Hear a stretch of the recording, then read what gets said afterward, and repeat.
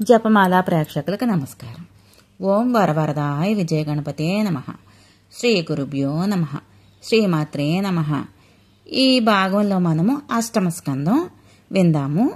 సౌనకాది మహాముల్లారా, అప్పుడు జనమేజయుడు అడిగింది వ్యాసుడు చెప్పింది వివరించినది శ్రద్ధగా ఆలకించండి అంటూ సూతుడు చెప్పడం ప్రారంభించాడు. వ్యాస మహర్షి, సూర్యచంద్ర వంశాల చరిత్రను, దేవీ గీతను వినిపించావు. అమృతప్రాయంగా ఆస్వాదించాను. మన్వంతరాలలో మహాదేవిని ఏ ఏ స్థానాల్లో, ఏ ఏ రూపాలలో, ఏ ఏ పూజలతో, ఎలా బీజాక్షరాలతో ఎలా అర్చించాలో తెలుసుకోవాలని కుతూహలంగా ఉంది. తెలియచెప్పవా అని అభ్యర్థించాడు జనమేజయుడు. వ్యాసుడు ప్రారంభించాడు. జనమేజయ, విను. దేవి ఆరాధనా విధానం అంతా చెబుతాను. అది చేసినా చెయ్యకపోయినా చెవులారా వింటే శ్రేయోదాయకమే. వెనకటికి నారదుడు అడిగితే యోగ మార్గవర్తకుడైన నారాయణుడు చెప్పిన విశేషాలివి. నారద నారాయణ సంవాదం. లోక పర్యటన చేస్తూ నారదుడు ఒకనాడు నారాయణుడి ఆశ్రమానికి వచ్చాడు. అతిథి మర్యాదలైన అలసట తీరి కూర్చున్నాక నారదుడు అడిగాడు, నారాయణ మహర్షి, పురాణ పురుషోత్తమ, దేవదేవ, జగదాధార, సర్వజ్ఞ, శ్లాఘనీయ సద్గుణ, దయచేసి జగత్తత్వాన్ని నాకు తెలియపరచు. ఈ జగత్తు ఎక్కడి నుంచి పుడుతుందో, ఎలా నిలుస్తుందో, ఎక్కడ లయమవుతుందో, ఫలోదయం ఎలా అవుతుందో, ఈ మాయ ఏమిటో అర్థం కావడం లేదు. దీన్ని తెలియచెప్పిన నా మోహాన్ని తొలగించు. దేనిని అర్చిస్తే, దేనిని జపిస్తే, దేనిని ధ్యానిస్తే నా హృదయంలో సూర్యోదయమైన వెలుతురు నిండుతాయో దానిని ఉపదేశించు. పుణ్యం కట్టుకో. ఈ గాఢాంధకారం నుంచి నేనే కాదు, ఈ లోకమంతా తరించాలి. దయచేసి సవిస్తరంగా తెలియచేయి అని నారదుడు అభ్యర్థిస్తే నారాయణుడు సంతోషించి అభినందించి బదులు పలికాడు. దేవర్షివర్య, మంచి ప్రశ్న వేశావు. జగత్తత్వాన్ని తెలుసుకుంటే మరింకా మానవుడు ఈ పుట్టుకల సుడిగుండాలలో కొట్టుకుపోడు. ఋషులందరూ సారాంశంగా చెప్పింది ఏంటంటే జగత్తత్వమే దేవీ తత్వమని. ఈ జగత్తును సృష్టించింది, పాలిస్తున్నది, లయం చేయబోతున్నది మహాదేవే. గుణత్రయ నిలయ, సిద్ధి పూజితైన దేవీ స్వరూపం స్మరణ మాత్రం చేతనే సర్వ పాపాలను పోగొడుతుంది, సకల వాంఛలను తీరుస్తుంది, మోక్షం లభిస్తుంది. బ్రహ్మమానస పుత్రుడైన స్వయంభూ మనువు తొట్టతొలటివాడు. సర్వమన్వంతరాలకు అతడే అధిపతి, శతరూప విభుడు. తన తండ్రి ప్రజాపతికి భక్తితో సపర్యలు చేస్తూ సంతోషపరుస్తున్నాడు. ఒకనాడు బ్రహ్మదేవుడు, నాయనా మను, మహాదేవిని ఆరాధించు, ప్రజలను సృష్టించే శక్తి నీకు సిద్ధిస్తుంది అన్నాడు.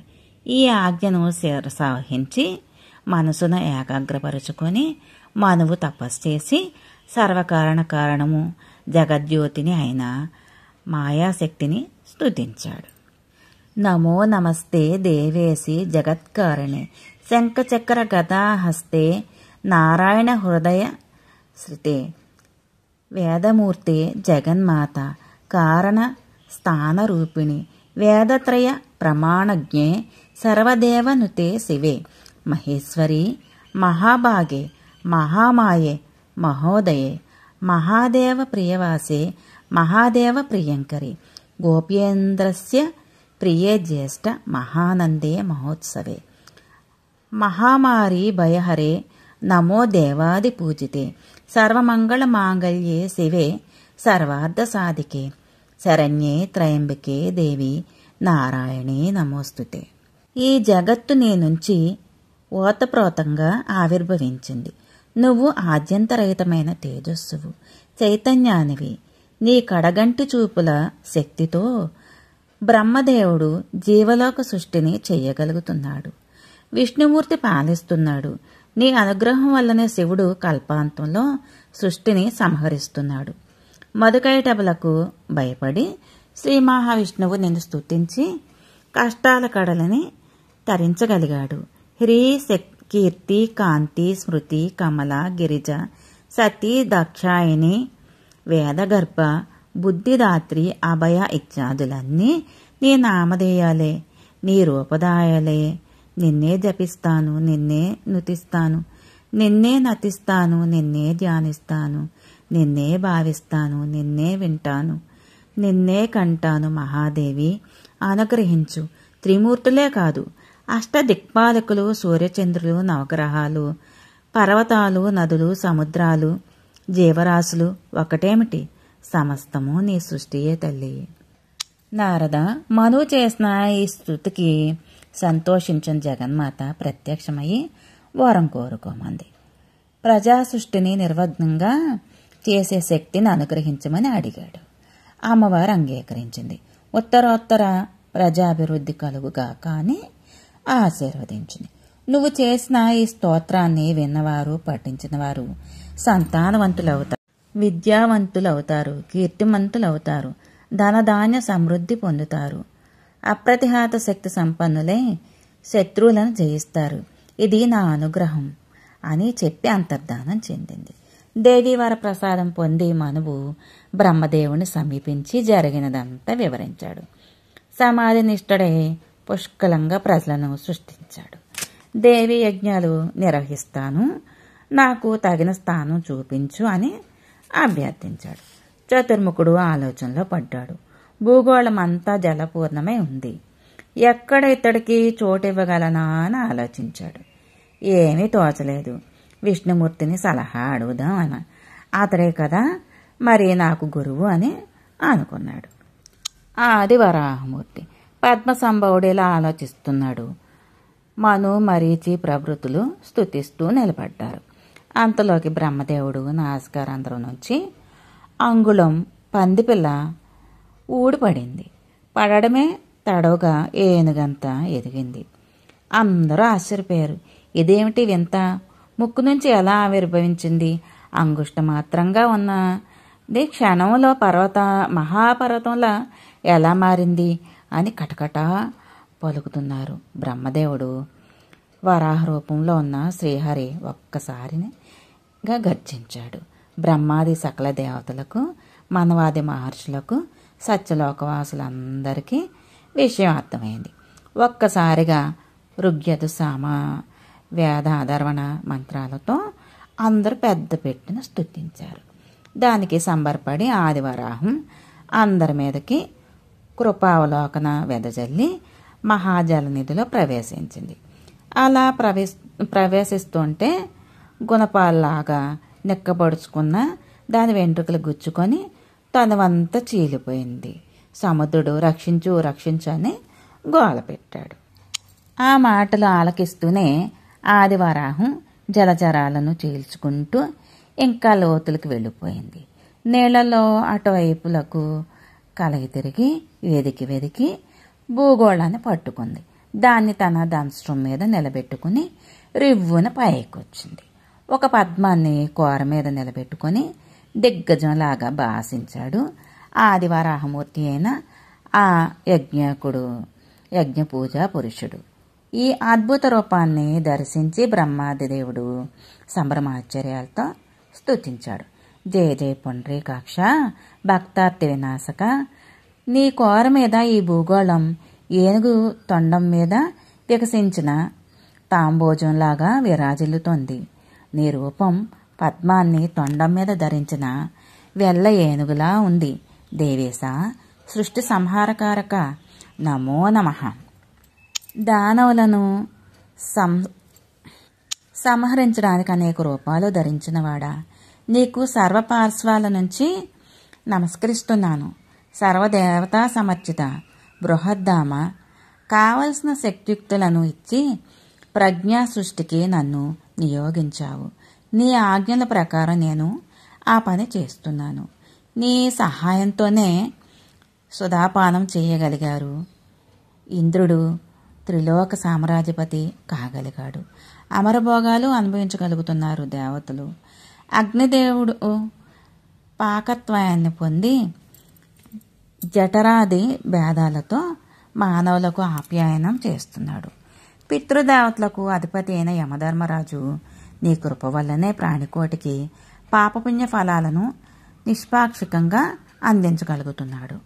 రాక్షస జాతికి అధీసుడైన నిరుతి నీ దయ వల్ల కర్మసాక్షి కాగలిగాడు.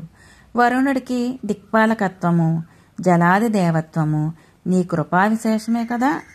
సకల జీవులలోనూ ప్రాణరూపంలోనూ సంచరిస్తూ వాయుదేవుడు గంధవహుడయ్యాడంటే నీ అనుజ్ఞయే కదా. కుబేరుడు యక్షకిన్నర జాతులకు అధిపతి అయి నీ కనుసన్నలలో మెలుగుతున్నాడు.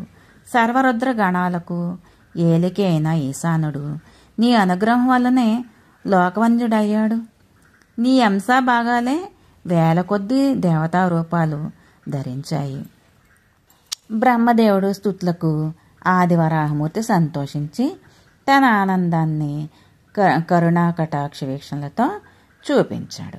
అంతలోకి ఎక్కడి నుంచి వచ్చి పడిందో కానీ హిరణ్యాక్షుడు ఆదివరాహమూర్తిని ఢీకొనబోయాడు.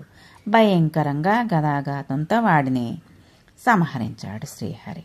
వాడి శరీరం నుంచి ఎగజిమిన రక్తంతో శ్వేతవరాహం అరుణవరాహం అయింది. భూగోళాన్ని కోర నుంచి దింపి యథాస్థానంలో ఉంచి ఆదివరాహమూర్తి తన వైకుంఠానికి వెళ్ళిపోయాడు. శ్రీ మహావిష్ణువు వరాహావతారం ధరించి భూగోళాన్ని ఉద్ధరించిన ఈ వృత్తాంతం విన్నవారికి, చదివిన వారికి సర్వపాప వినిర్ముక్తులే వైష్ణవీ గతిని పొందుతారు. నారద మహర్షి విష్ణుమూర్తి అలా భూదేవిని యథాస్థానంలో నిలబెట్టి తన వైకుంఠానికి వెళ్ళిపోయాక బ్రహ్మాదిదేవుడు మనువును చూసి, నాయనా ఇదిగో ఈ భూగోళం అంతా నీ ప్రదేశమే, యథోచితంగా ప్రజలను సృష్టించు. దేశకాల విభాగజ్ఞుడవై యజ్ఞాలు చేస్తూ యజ్ఞపురుషుణ్ణి సంతృప్తిపరచు. వర్ణాశ్రమ ధర్మాలను శాస్త్రోక్తంగా నిలబెట్టు. అప్పుడు నియమానుసారం క్రమ సంబంధాలతో ప్రజావృద్ధి జరుగుతుంది. గుణాల్లో కీర్తిలో తేజస్సులో నీకు సాటి వచ్చే పుత్రులను పొంది అనురూపవతులైన కన్యలకు ఇచ్చి వివాహాలు జరిపించు. విద్యా వినయ సంపన్నులైన నీ సంతతి అభివృద్ధి చెందుతారు. పరాత్పర నియందు మనస్సు నిలుపు. భక్తి తత్పర చర్యలు చెయ్యి. యోగ మార్గంలో ప్రయాణం సాగించు అని ఆశీర్వదించి తన సత్యలోకానికి వెళ్ళిపోయాడు. స్వయంభూ మనవు సృష్టి. స్వయంభూ మనవు తండ్రి ఆజ్ఞ శిరసావహించి ప్రజలను సృష్టించాడు. ప్రియవ్రతుడు ఉత్తానపాదుడు అనే పుత్రులు ఆవిర్భవించారు. ఆకూతి, దేవహూతిక, ప్రసూతి అని 3 పుత్రికలు జన్మించారు. ఆకూతిని రుచి మహర్షికి, దేవహూతికను కర్ణముడికి, ప్రసూతికను దక్షుడికి ఇచ్చి వివాహాలు జరిపించాడు. ఆకూతికారు చిక్కులకు ఆకూతిని రుచికులకు యజ్ఞుడు అనే ఆది పురుషుడు జన్మించాడు. దేవహూతిక కర్దములకు కపిలుడు పుట్టాడు. అతడు సాంఖ్యాచారుడే సకల లోక విఖ్యాతుడు అయ్యాడు. ప్రసూతిక దక్షులకు ఆడపిల్లలు చాలా మంది కలిగారు. వారి సంతతిగా దేవతరి యజ్ఞ రాతి జాతులన్నీ ఆవిర్భవించాయి. అందరూ ప్రజాసృజన కార్యంలో ప్రధాన భూమికను నిర్వహించారు. వీరిలో యజ్ఞుడు స్వయంభూ మన్వంతరంలో రాక్షసుల బారి నుంచి మనువును కాపాడి లోక విస్తృతి వహించాడు. కపిలుడు మహాయోగి. తనకి ఒక ఆశ్రమం నిర్మించుకుని సాంఖ్యయోగ మార్గాలలో విశేషమైన కృషి చేశాడు. తన తల్లి దేవహూతికకు అవిద్యా నివర్తకమైన జ్ఞానాన్ని, ధ్యానయోగాన్ని ప్రబోధించాడు. సకల జీవరాశులకు అజ్ఞాన వినాశకమైన శాస్త్రాన్ని రచించాడు. అదే కాపిలం. అటు తర్వాత కొంతకాలానికి పులహశ్రయం చేరుకుని తన కృషిని కొనసాగించాడు. ఇప్పటికీ అతడే సాంఖ్యాచారుడు. అతని పేరు తలుచుకుంటే చాలు సాంఖ్యయోగం సిద్ధిస్తుంది. యోగాచారుడైన ఆ కపిలుడికి శిరస్సు వంచి నమస్కరిస్తున్నాను. ఇది మనువుకి పుట్టిన ఆడపిల్ల కథ. కన్యావంశ వర్ణన ఇక మనుపుత్రుల వంశ విస్తృతి చెబుతాను. ద్వీపవర్ష సముద్రాది వ్యవస్థ అంతా వారే చేశారు. సర్వభూత సుఖము, వ్యవహార ప్రసిద్ధి ఫలాలుగా సాగిన ఆ వ్యవస్థను వివరిస్తాను. ఈ విశేషాలు విన్నా చదివిన పాపాలు నశించి పుణ్యఫలాలు దక్కుతాయి. నారద, మనువుకి జ్యేష్ఠపుత్రుడు ప్రియవ్రతుడు అని చెప్పాను కదా. అతడి పేరు తగ్గ కొడుకు. అతనికి తండ్రిని సేవించుకుంటూ సత్యధర్మపరాయణుడే బాల్యం గడిపాడు. యవనం రాగానే విశ్వకర్మ కూతురు బర్హిష్మతిని పరిణయమాడాడు. ఆ దంపతులకి 10 మంది కొడుకులు, చివరగా ఊర్జస్వతి అనే ఒక కూతురు జన్మించింది. అగ్నిద్రుడు, ఊర్వజిష్ఠుడు, యజ్ఞబాహు, మహావీరుడు, రుక్మశుక్రకుడు, ఘృతవృష్టుడు, నవనుడు, మేధాతిథి, వితిహోత్రుడు, కవి అని వారి పేర్లు. అందరూ అగ్ని సమానులు. వీరిలో మహావీరుడు నవకుడు కవి. ఈ ముగ్గురు విరాగులై ఆత్మవిద్యావేత్తలే, నిస్పృహులే, ఊర్ధ్వరేతస్కులే, పరమహంసాశ్రయవాసులయ్యారు. ఆధ్యాత్మిక ఆనందాన్ని చొరగొన్నారు. ఈ ప్రియవ్రతుడికి అపాస్య అని మరొక ఇల్లాలుంది. ఆమెకు ఉత్తమ, తామస, రైవతులని 3 పుత్రులు జన్మించారు. వీరు మహోజనుసులే తర్వాత కాలంలో మన్వంతరాధిపతులు అయ్యారు. ప్రియవ్రతుడు తిరుగులేని బలపరాక్రమంతో 11 అర్బుదాల పాటు భూగోళాన్ని పరిపాలించాడు.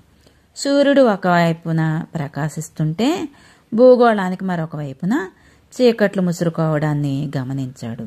నా పరిపాలనలో చీకటి ఉండటం, దీన్ని తొలగించడం ఎలా అని చాలా కాలం ఆలోచించాడు. యోగ బలంతో చీకటిని తొలగిస్తాను అని నిర్ణయించుకున్నాడు. ఆదిత్య సమ తేజస్కుడమైన రథం అధిరోహించి భూగోళానికి 2వ వైపున వెలుగును నింపుతూ పర్యటించాడు. అతడి రథనేమి 7 చోట్ల భూగోళాన్ని చీల్చివేసింది. అవి 7 సముద్రాలయ్యాయి. భూభాగం 7 ద్వీపాలుగా విభజించబడింది. 7 సింధువులు ఆ భూభాగాలకు పరికలయ్యాయి. అప్పటి నుంచి సప్తద్వీప వసుంధర అనే మాట స్థిరపడింది.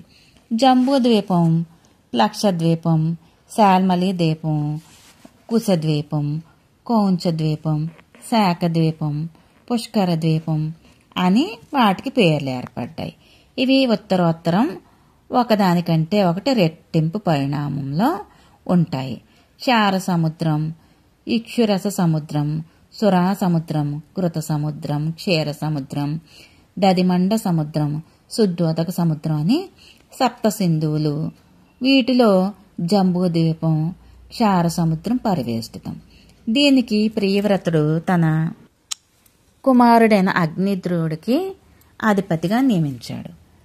పక్షద్వీపం చుట్టూ ఉన్నది ఇక్షురస సముద్రం. దీనికి 2వ కొడుకు ఊర్జదేహుడు పాలకుడు.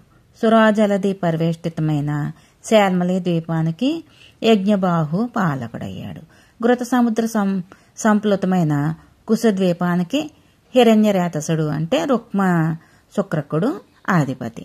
క్షీర సముద్ర సంపృక్తమైన క్రౌంచ ద్వీపానికి ఘృతపృష్ఠుడు, దదిమండ సముద్ర వేష్టితమైన శాఖ ద్వీపానికి మేధాతిథి, శుద్ధోదక సముద్ర వేష్టితమైన పుష్కర ద్వీపానికి వీతిహోత్రుడు అధిపతులుగా నియమితులయ్యారు.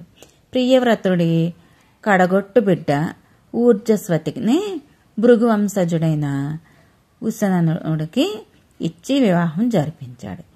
ఈ ఉసనసుడు రాక్షస గురువైన శుక్రాచార్యుడు గారి అంటే కాశ్యపుడుగా ప్రసిద్ధికెక్కాడు.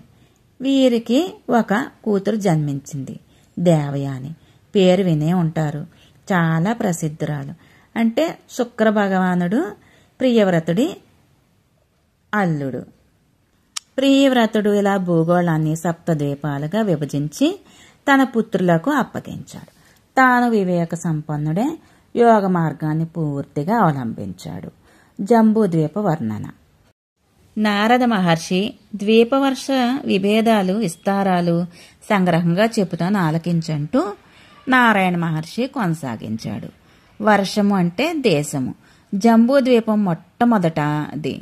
అది 1,00,000 యోజన విస్తారం. తామర పువ్వు దుద్దులాగా వర్తులాకారంగా ఉంటుంది. ఇందులో నవవర్షాలు ఉంటాయి. ఒక్కొక్కటి 9,000 యోజనాలు ఆయామంలో విలసిల్లుతోంది. 8 సుదీర్ఘ పర్వత శ్రేణులు పరివేష్టించి ఉన్నాయి. దక్షిణోత్తర విభాగంలో ధనురాకృతిలో విరాజిల్లే నవవర్షాలలోనూ ఇలావృత వర్షం మధ్య భాగాన భాసిస్తుంది. దీనికి నాభి కేంద్రంగా మేరు పర్వతం ఉంది. ఇది 1,00,000 యోజనాలు ఎత్తు. మొత్తం భూగోళ కమలానికి ఆ సువర్ణాద్రి ఒక కర్ణికలాగా కనిపిస్తుంది. దీని శిఖరం 32,000 యోజనాలు, మూల భాగం 16,000 యోజనాలు, లోతు కూడా అంతే. ఇలావృత వర్షానికి ఉత్తరంగా నీలము, శ్వేతము, శృంగవంతము అనే పర్వతాలు ఎల్లలుగా ఉన్నాయి. రమ్యక కురు వర్షాలను స్ఫటికీకరించేవి ఇవే. వాటికి ఈ పర్వతాలు దక్షిణపు సరిహద్దులు. ఈ పర్వత శ్రేణులు 3 తూర్పు వైపునకు పొడవు సాగి క్షారోదదిగా తాకుతున్నాయి. ఒక్కొక్కటి 2,000 పృథుతరాలు. ఉత్తరోత్తరం ఒకదానికంటే ఒకటి దశాంశాధికాలు అంటే 10 వంతులు ఎక్కువ విస్తీర్ణం కలిగినవి. ఇవి నానా నద నదీయుతులే తరులత విరాజితాలే ప్రకాశిస్తూ ఉన్నాయి. ఇలా వృత్తవర్షానికి దక్షిణ దిక్కున నిషది, హేమకూట, హిమాలయ పర్వత శ్రేణులు ఉన్నాయి. ఇవి ప్రాగ్విస్తారాలే. ఒక్కొక్కటి ఆయుత యోజన విస్తీర్ణాలు. ఇవి సరిహద్దులుగా హరివర్ష, కింపురుష వర్ష, భారతవర్ష రూపుగడుతున్నాయి. వర్షం అంటే దేశం అని చెప్పాను కదా. ఇలా వృతానికి పశ్చిమ దిశలో మాల్యవంతం అనే పర్వతం ఉంది. తూర్పు దిక్కున గంధమాగధం ఉంది. 2,000 యోజనాలు విస్తీర్ణంలో ఈ గిర్లు నీల నిషధ వర్షాల వరకు వ్యాపించి వాటికి ఎల్లలుగా నిలుస్తున్నాయి. కేతుమాల, భద్రాస్వ వర్షాలకు కూడా ఇవే సరిహద్దు కొండ గుర్తులు. మందర, మేరుమందర, సుపార్శ్వక, కుముద పర్వతాలు మేరు పర్వతానికి ప్రత్యంగ గిరులుగా అంటే పాద పర్వతాలన్నమాట. ఇవి ఒక్కొక్కటి ఆయుత యోజన విస్తారంతో మేరువుకి 4 దిక్కుల మూలానికి తన్ని పెట్టుకుని దాన్ని నిలబెట్టుతూ ఉంటున్నాయన్నమాట. వీటికి చూత, జంబు, కదంబ, న్యగ్రోధ వృక్షాలు 1,100 యోజనాలు ఎత్తు ఎదిగి కేతనాల్లాగా కనిపిస్తూ ఉంటాయి. అంతే విస్తీర్ణం కలిగి 4 మీద 4 సరస్సులున్నాయి. ఒకటి క్షీర సరస్సు, మరొకటి మధు సరస్సు, ఇంకొకటి ఇక్షు సరస్సు, 4వది మంచినీటి కొలను. వీటిని ఉపస్పృశిస్తే చాలు దేవతలు కూడా యోగ్యైశ్వర్యాలను పొందుతారు. తమ కాంతలతో కలిసి దేవతలు ఈ గిరి శిఖరాల మీద, ఈ సరోవరాల ప్రాంతానికి క్రీడా వినోదం విహరిస్తూ ఉంటాయి. పాత సినిమాల్లో జగదేక వీరుడు కథా సినిమాల్లో చూపించారు కదండి, ఇవే అనుకుంటా. నందన, చైత్రరథక, వైబ్రాజక, సర్వభద్రక నామధేయాలతో 4 ఉద్యానవనాలు ఉన్నాయి. వీటిలో గీతవాద్య నర్తనశాలలు, అప్సరోంగనాలు, అమరనాయకులు, ఉపదేవగణాలతో కలిసి స్వేచ్ఛగా ఆనందంగా స్వతంత్రులే సుఖాలు అనుభవిస్తూ ఉంటారు. మందర పర్వత శిఖరం మీద 1,100 యోజనాలు ఎత్తు ఎదిగిన దేవచూత వృక్షాన్ని పర్వత శిఖరాలంతటి ఫలాలు వేలాడుతూ ఉంటాయి. వాటి రుచి వర్ణనాతీతం, వాటి రసం అమృతోపమం. అవి పగిలిన ప్రవహించిన రసం అరుణవర్ణంలో వాకలు కట్టి అరుణోద అనే నదిలో కలిసి దాని పేరును సార్థకం చేస్తుంది. ఎర్రని రంగులో ప్రవహించే ఈ అరుణోద నది సకల పాపహరిణి. దీనికి చేరువలోనే అరుణ అనే పేరుతో ఆదిపరాశక్తి విరజిల్లుతుంది. ఆ తల్లిని దేవతలందరూ అర్చించి వాంఛితార్థాలను పొందుతున్నారు. కల్మషగ్నిగా, కాంతిదాయనిగా, అభయప్రదాయత్రిగా భావించి సేవించి ఆయురారోగ్యాలను పొందుతున్నారు. ఆవిడ ఆద్య, మాయ, అతుల, అనంత, పుష్టి, ఈశ్వరమాలిని, దుష్టనాశకి, కాంతిదాయిని. మందశిఖరం నుంచి తూర్పు దిశగా ప్రవహిస్తున్న ఈ అరుణోద నదీ జలాలలో దేవతావంతులతో పాటు అరుణాదేవి అనుచరీగణం కూడా పుణ్యస్నానాలు చేస్తూ ఉంటారు. వారి శరీర సుగంధ పరిమళాలు ప్రవాహ ప్రదేశమంతా సుగంధ బంధనం చేస్తూ ఉంటాయి. చాలామంది గ్రంథకర్తలు ఈ వర్ణన అంతా కూడా చెప్పారు కదండి. అవే మనకి కళ్ళకు కట్టినట్టుగా ఈ దేవి భాగవతంలోనివే వారు కూడా తీసుకొని ఉంటారు. మేరుమందర పర్వతం శిఖరం మీద ఉన్న నేరేడు చెట్టును ఏనుగు తలలంతటి జంబూ ఫలాలు రాలిపడి వాటి రసంతో జంబూ నది ఏర్పడింది. ఇది ఇలావృత వర్షంలో దక్షిణ దిశగా ప్రవహించే నది. దీని ఒడ్డున వెలిసిన అమ్మవారిని జంబాదిని అంటారు. జంబూ ఫలాలను ఇష్టంగా భుజిస్తుంది. దేవనాగ ఋషి రాక్షసగణ సేవిత, సర్వభూత దయాకరి, కఠోర విగ్రహ, కామపూజిత, ధన్య, నాకిమ్య దేవత గభస్తిని అని కీర్తింపబడుతుంది. కీర్తించిన వారి పాపాలను, రోగాలను నశింపచేస్తుంది. కోకిలాక్షి, కామకళ, కరుణ అనేవి కూడా ఆ దేవికి పర్యాయ పదాలు. ఆ ప్రాంతంలో మట్టి జంబూ ఫల రసంలో నాని గాలికి ఎండకు ఆరి దేవతల హస్తవాసితో బంగారం అవుతుంది. అందుకే బంగారానికి జంబూనదం అనే పేరు ఏర్పడింది. ఆ సువర్ణాన్ని కిరీటాలుగా, కటి సూత్రాలుగా, కేయూరాది విభూషణాలుగా స్త్రీ పురుషులు ధరిస్తున్నారు. సుపార్శ్వగిరి శిఖరం మీద మహాకదంబ వృక్షం ఉంది. దాని తొర్ర నుంచి 5 పాయలుగా నదులు బయలుదేరి ఇలావృత వర్షానికి పశ్చిమ దిశగా ప్రవహిస్తున్నాయి. వీటిలో నీరు మధురమే కాదు, సుగంధ బంధురం కూడా. ఇది సేవించినప్పటికీ అమరుల ముఖం మారుతాలు 100 యోజనాల ప్రాంతాన్ని పరిమళింపజేస్తున్నాయి. ఇక్కడ వెలసిన మహాదేవికి దారేశ్వరి అని పేరు. దేవపూజ్య, మహోత్సాహ, కాలరూప, మహాసన, కాంతారగ్రహణేశ్వరి, కర్మఫలద, కరాళదేహ, కాలాంగి, కామకోటి, ప్రవాతని అని స్తుతింపబడుతుంది. 4వ కుముద పర్వత శిఖరం. దీని మీద మహాన్యగ్రోధ తరువు అంటే ఓడల మర్రి ఉంది. శతబలం అని పేరు దీనికి. దీన్ని స్కంద భాగాల నుంచి ఆవిర్భవించింది. కొన్ని నదములు ఇలావృత వర్షానికి ఉత్తర దిగ్భాగాన ప్రవహిస్తున్నాయి. తీర ప్రాంత వాసులకు పాడి పంటలను, అన్న వస్త్రాలను, శయనవాసాభరణాలను పుష్కలంగా అందిస్తున్నాయి. ఇక్కడ మహాదేవికి మీనాక్షి అని పేరు. ఈవిడ నీలాంబరధారిణి, రౌద్రముఖి, నీలాలయకైత, దేవమానవ సంసేవిత, వరద, అతిమాన్య, అతిపూజ్య. ఈ తల్లిని మత్త మాతంగగామిని, మదనోన్మాదిని, మానప్రియ, మానప్రియాంతర, మారవేగధర, మారపూజిత, మారమాదిని, మయూరవదన, మయూరవరసోభాజ్య, సికివాహన గర్భ, భూమి ఇత్యాది నామధేయాలతో కీర్తిస్తూ ఉంటారు.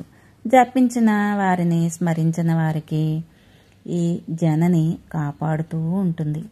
ఈ నదాలలో నీళ్లు తాగిన వారికి ముసలితనం రాదు. అలసట, చెమట, దుర్గంధం, జుట్టు నెరవడం, అనారోగ్యం, అకాల మరణం, శీతోష్ణ వైవర్ణాలను, ముఖోప్లవాలు అంటే ముఖం మీద ముడతలు, పెదవులు పగలడం, పళ్ళు ఊడడం వగేరాలు మొదలైనవి ఆపదలు ఏమీ రావు. నిండు ఆరోగ్యంగా నిండా నూరేళ్లు జీవిస్తారు. అటుపైన సుమేరు పర్వతం, దానికి 20 శిఖరాలున్నాయి. వీటిలో 19 ప్రత్యంత పర్వత శిఖరాలు చుట్టి పరివేష్టించి ఉంటాయి. కురంగ, కురగ, కుసుంబ, వికంకత, త్రికూట, శిశిర, పతంగ, రుచక, నిషద, నితివాస, కపిల, శంఖ, వైదూర్య, చారుది, హంస, వృషభ, నాగ, కలంజర, నారద శిఖరాలతో కలిపి సుమేరుకి 20 శిఖరాలు. మేరు పర్వతానికి తూర్పు దిక్కున 18,000 యోజనాలు వైశాల్యం, 2,000 యోజనాలు ఎత్తు కలిగి జఠర, దేవకోట పర్వతాలు ఉన్నాయి. పశ్చిమ దిశలో పావమాన, పారియాత్ర పర్వతాలు ఉన్నాయి. దక్షిణ దిక్కున కైలాస, కరవేరకాలు విరాజిల్లుతున్నాయి. ఇలాగే ఉత్తర దిక్కున త్రిశృంగ, మకర గిర్లు ఉన్నాయి. ఈ 8 పర్వతాలు పరివేష్టించి ఉండగా కాంచన శిఖరంలో మేరు పర్వతం సూర్యుడిలాగా ప్రకాశిస్తోంది. ఆ శిఖరానికి మధ్య భాగాన చతురస్రాకారంలో 10,000 యోజనాల వైశాల్యంలో బ్రహ్మదేవుడి నగరం ఉంది. ఆ నగరంలో సౌదాగ్రాల మీద బంగారు కలశాలు ఉన్నాయి. ఈ బ్రహ్మ నగరానికి చుట్టూ 8 దిక్కులలో అష్టదిక్పాలకులకు నగరాలు ఉన్నాయి. అవన్నీ బంగారు భవనాలతో తలతల్లాడుతూ ఉంటాయి. మొత్తం ఇవి 9 నగరాలు: మనోవతి, అమరావతి, తేజోవతి, సంయమని, కృష్ణాంగన, శ్రద్ధవతి, గంధవతి, మహోదయ, యశోవతి అని పేర్లు. వరుసగా బ్రహ్మ, ఇంద్ర, అగ్ని ప్రభృతులు పట్టణాలు ఇవి. నారద, శ్రీమన్నారాయణుని ఎడమకాలి బొటనవేలు నుంచి ఆవిర్భవించిన గంగానది ఊర్ధ్వ భాగాన రంధ్రం నుంచి కిందకి ప్రవహించి ఆ మేరు పర్వత శిఖరం మీద కాలునింది. సకల పాపహారిణి, సాక్షాత్ భగవతి తాను జన్మించిన 2,000 సంవత్సరాల తర్వాత మేరు పర్వతం మీదకు అవతరించింది. ఈ దేవీ దేవనదీశ్వరి అవతరించిన ప్రదేశానికి విష్ణుపదం అని పేరు చరితార్థమైంది. ఉత్తానపాదుని కుమారుడు ధ్రువుడు గొప్ప విష్ణు భక్తుడు. విష్ణుదేవుని పాదపద్మాల పుప్పొడిని శిరస్సున ధరించి ఇప్పటికి మేరు పర్వత శిఖరం మీద శాశ్వతుడే వెలుగొందుతున్నాడు. అతడి ప్రభావం ఎరిగిన సప్త ఋషులు సర్వలోకహితం కోరి నిత్యము అతడికి ప్రదక్షిణ చేస్తూ ఉంటారు. ఈ గంగా నది తపస్సులకు సిద్ధి ప్రదాయిని. ఆకాశ రంధ్రం నుంచి కిందకి దుముకుతుంది. ఈ నదికి కైలాస నిలయుడు తన జటాజూటంలో బంధించి వేగం తగ్గించాడు. అటు నుంచి 1,000,000 పాయలే ఆకాశంన పయనించి మేరు శిఖరం మీద బ్రహ్మదేవుడు నగరంలో మనోవతి అని మెల్లగా కాలు నుంచి 1,000,000 పాయలు కలిగి 4 ప్రధాన నదులే మేరు పర్వతానికి 4 వైపులా ప్రవహించాయి. కట్టకడపటికి నదీ వల్లభుడైన సముద్రుణ్ణి కలిశాయి. సీత, అలకనంద, చక్షువు, భద్ర అని వీటి పేర్లు. వీటిలో సీతానది బ్రహ్మనగరం నుంచి తూర్పుగా బయలుదేరి గంధమాగధ పర్వతం మీదకు దిగి భద్రాస వర్షాన్ని పరిపూతం చేసి క్షార సముద్రంని చేరుకుంది. రెండోది చక్షుర్నది పడమరగా పయనించి మాల్యవంతం మీదకి దిగి వేగవతియే కేతుమాల వర్షాన్ని సుసంపన్నం చేసి సముద్రంలో కలుస్తుంది. మూడవది అలకనంద దక్షిణ దిశగా బయలుదేరి హేమకోటాద్రి మీదకు దిగి అతివేగనతిగా భరత వర్షంలో ప్రవహించి దక్షిణ సముద్రంలో కలుస్తోంది. ఈ నదిలో స్నానం చేసిన మానవులకు రాజసూయ, అశ్వమేధ యజ్ఞాలు చేసిన ఫలం ఇట్టే లభిస్తుంది. ఇక నాలుగవది భద్రా నది ఉత్తర దిశగా శృంగవత్స పర్వతం మీదకు దిగి కురువర్షాన అంటే కురు భూములు, పాడి పంటలు, వేలార్చి సముద్రాల్లో కలుస్తుంది. ఇవే కాక ఈ దేశాలలో అంటే వర్షాలలో నదీ నదాలు చాలా ప్రవహిస్తున్నాయి. వాటిలో ఎక్కువ భాగం మేరు పర్వతం నుంచి ఆవిర్భవించినవే. నారద, మొత్తం మీద వర్షాలు చెప్పాను కదా, వీటిలో భరతవర్షం ఒక్కటే కర్మక్షేత్రం అంటున్నారు. తక్కిన 8 దేశాలు భోగభూములట. స్వర్లోకవాసులు తమ పుణ్యశేష ఫలాలను అక్కడ అనుభవిస్తారట. ఆయుత సంవత్సరాయుష్కులే ఆయుతం 10,000, దేవసన్నిపులే వజ్ర సమాన శరీరులే నాగ సహస్ర బలాఢ్యులే అంటే 1000 ఏనుగుల బలం భార్యలతో కలిసి సురత సంతుష్టులే సుఖాలు అనుభవిస్తారట. అలాగే అక్కడ స్త్రీలు మరొక సంవత్సరంలో ఆయుర్దాయం తీరుతుందని గర్భం ధరిస్తుంటారట. అక్కడ కాలం ఎప్పుడు త్రేతాయుగంతో సమానమైన నడుస్తుందట. దేవర్షి, ఆ దేశాలలో నివసించే వారు నిరంతరం జపధ్యాన సమాధి తత్పరులే దేవీ స్తోత్రాలు చేస్తూ వివిధ ఋతువులలో లభించే రకరకాల పువ్వులతో అమ్మవారిని అర్చిస్తూ ఉంటారు. ఫలపుష్పాల శోభలతో ఆ ప్రాంతాల్లో చాలా పుష్కలంగా కనిపిస్తాయి. అక్కడి కొండలు, కొండచర్యలు, గుహాలు, అడవులు, సమతల ప్రదేశాలు అన్నీ తరులత సమూహంతో కళకళలాడుతూ కొండవాగులు, నదులు నిర్మల ఉదకాలతో నిండుగా ప్రవహిస్తూ ఉంటాయి. వికసించిన పద్మాలతో, హంస సారజల పక్షులతో సరోవరాలు చూడముచ్చట గొలుపుతాయి. సుఖపికాల ఉద్యానవనాలతో చెవుల పండుగ చేస్తాయి.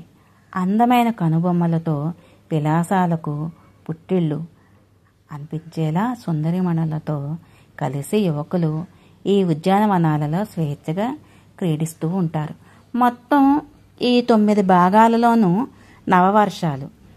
ఆది పురుషుడైన శ్రీమన్నారాయణుడు లోకానుగ్రహ కాంక్షతో మహాదేవిని ఆరాధిస్తూ తనూ పూజలు అందుకుంటూ నివసిస్తున్నాడు. ఏకాగ్రచిత్తుడే ఆత్మవ్యూహంతో సన్నిధిని చేస్తున్నాడు. ఇలా వృత్తంలో బవుడు ఒక్కడే దేవుడు, మరి ఇంకెవరికి ప్రవేశం లేదు. అక్కడ అతడు బ్రహ్మదేవుని అక్షిగోళం నుంచి ఆవిర్భవించాడు. భార్యా సహితుడే పూజలు అందుకుంటూ ఉంటాడు. ఆ భవానీ శాపం వల్ల అతడు పురుషుడు స్త్రీగా మారిపోతూ ఉంటాడు. అందుచేత అందరూ స్త్రీలే, అందరూ భవానీ నాదకులే. వారందరూ గుమిగూడి పూజలు చేస్తూ ఉంటారు. బవుడు తాను ఆత్మలో సంకర్షణుడిని ధ్యానిస్తూ ఉంటాడు. శ్రీమాత్రే నమః. మిగతాది తర్వాయి భాగంలో విందాము.